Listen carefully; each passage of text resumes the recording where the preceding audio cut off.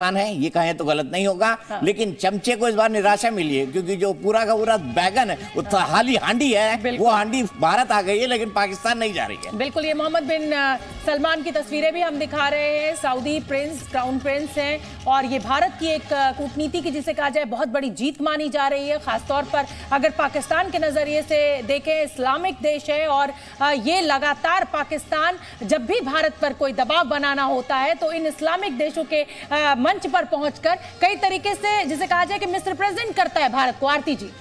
बिल्कुल, देखिए सिर्फ पाकिस्तान सऊदी अरबिया का चमचा नहीं है, मुझे लगता है बहुत सारे देश चमचे हैं। लेकिन ये जो मोदी जी की कूटनीति आज इन्होंने दिखाई है मोहम्मद बिन सलमान के आने से, वो एक और भी संकेत दिखाता है। मोहम्मद बिन सलमान वही व्यक्ति है जिन्होंने जो बाइडेन को नाराज़ कर दिया है। इनफैक्ट जो बाइडेन ने काफ़ी कोशिश की मोहम्मद बिन सलमान को रीच आउट करने की, पर प्राइम मिनिस्टर मोदी की आप देखिए कि क्या आज की डेट में ग्लोबल स्टेज पे कितना उनका महत्व है और कितना उनको मानते हैं लोग कि मोहम्मद बिन सलमान आए इस इवेंट पे।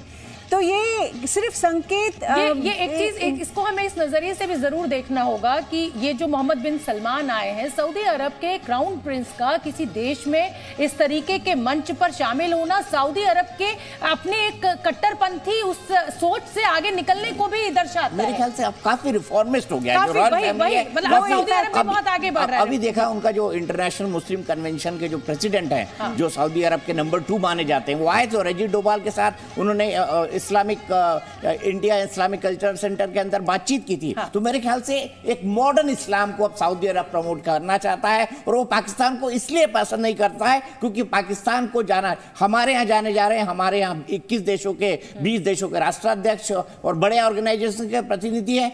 G20 के लिए भारत को जाना जाएगा और उसको जाना जाएगा तहरीके तालिबान पाकिस्तान के लिए, उसको जाना जाएगा अलकायदा के लिए पाकिस्तान को, उसको जाना जाएगा आईसिस के लिए। मंजू सेठ का मैं रुख कर लेती हूँ। मंजू सेठ जी, ये मोहम्मद बिन सलमान पर हम लोग चर्चा कर रहे हैं, सऊदी अरब पर चर्चा कर रहे हैं, आपका क्या टेक है?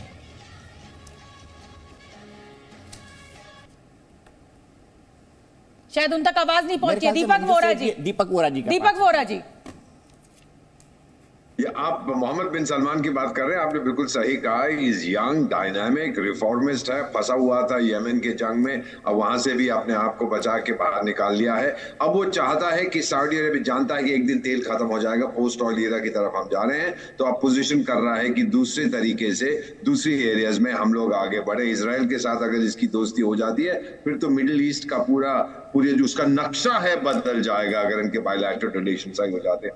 और मुझे ये लगता है कि ये अपने आप को असर्ट कर रहा है कि बहुत देर तक हम चमचे थे अमेरिका के, लेकिन अब हम अपनी जो हमारी फ्यूचर है उसको हम खुद तय करेंगे। मैम, एक चीज और कहता हूँ, आपने अभी जिक्र किया था प्राइम मिनिस्टर नरेंद्र मोदी का, तो मैं यहाँ न्यूयॉर्क में हूँ, कुछ मेरे अफ्रीकन दोस्त यहाँ आए हुए हैं, यूएन की जनरल असेंबली का जो सेशन हो रहा है, तो उनमें से एक आज मुझसे मिलने आए थे कुछ देर पहले, मुझसे कहने लगे कि जिस तरह से आपके प्राइम मिनिस्टर सब कुछ कर रहे हैं, क्या आप नरेंद्र मोदी 2 साल के लिए हमें दे सकते हैं वेट लीज पर, हम किराया भी देंगे, उनको हमारे देश में भेज दीजिएगा, हमारे देश को वो चलाएंगे। मैंने कहा नहीं, अभी हमें जरूरत है उनकी, आपको नहीं दे सकते हम लीज पर। और वो उधार मांग रहे थे कि ऐसे नेता हमको भी चाहिए। He is a global figure. कहते हैं ना, जब दुनिया बोलती है तो भारत सुनता है, और जब भारत के नेता नरेंद्र मोदी बोलते हैं सारी दुनिया सुनती भी है और उस पर अमल भी करती है।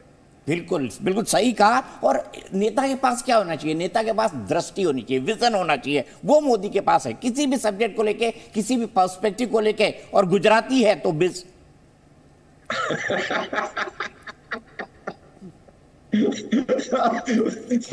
मैं पंजाबी हूं तो मेरे बारे में क्या कहा उनके दीपक जी?